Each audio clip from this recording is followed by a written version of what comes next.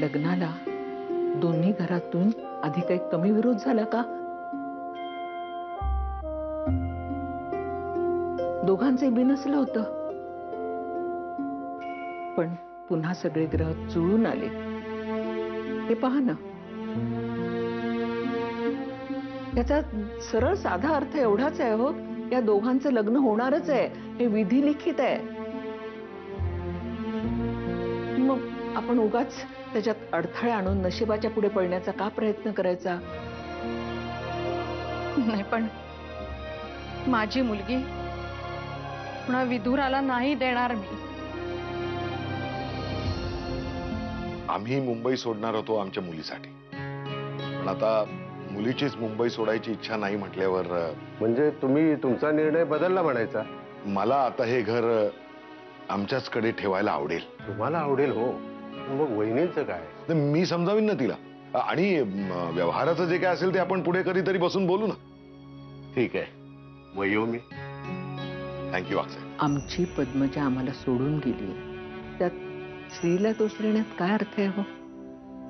आणि अंजली कुणाची दुसरी बायको होणार नाही हा हट्ट ठीक आहे, पण तिचं लग्न श्रीशिवाय दुसऱ्या कुणाशी, म्हणजे ज्याचं ते पहिलंच लग्न असेल अशा माणसाशी झालं तर ती सुखात राहील याची खात्री तुम्ही देऊ शकाल?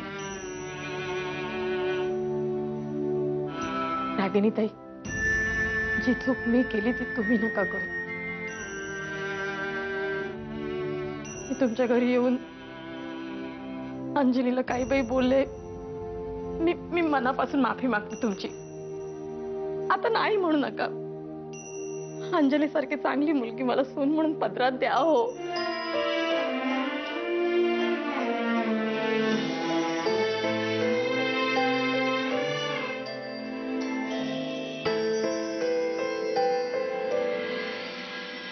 माते, आजपर्यंत जे काही घडलंय ते तुझ्या इच्छेप्रमाणे घडलंय, तुझ्या मनासारखं घडलंय. तुझ्या इच्छेच्या पुढे का आम्ही जाणार आहोत? आता फक्त एकच मागणं आहे तुझ्याकडे, आम्हाला दुसरं काही नको. माझी अंजू आणि श्रीकांतराव यांचा संसार सुखाचा होऊ दे. बोल सुधा, बोल. आपल्या श्रीचं आणि अंजलीचं लग्न ठरलं, आजच ठरलं, अगदी पक्क ठरलं. काय सांगतोस का सुधा?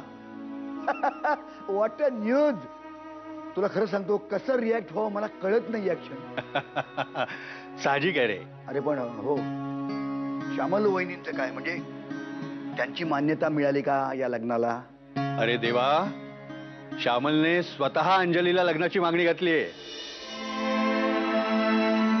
अंजू, तुझ्या राजीनाम्याचं काय करायचं आता? हे अंजू. हो ना, श्रीकांतची सुद्धा जेवायची वेळ झाली असेल. जेवले नाही तर औषध कसं घेणार? प्रॉब्लेम होईल ना. मग निघूया लगेच. हो. चला. श्रीकांत अंजली लग्नाच्या हार्दिक शुभेच्छा. खरंच मनापासून काँग्रेस. अरे आता काय गेटवेवर उभी राहून ओरडू का, म्हणजे तुला खरं वाटेल? काकू, तुम्ही हॉस्पिटलमध्ये मला जे काय सांगितलंय ना ते पटलंय आता मला. खूप आनंद झाला का बाळा तुझं बोलणं ऐकून? मला कळलंय माझं काय चुकलं आणि कुठे चुकलंय. या घरात पद्मजादीची जागा मला नाही घ्यायला मिळाली म्हणून काय झालं, पण अंजलीतच मी आता पद्मजादी बघणार आहे.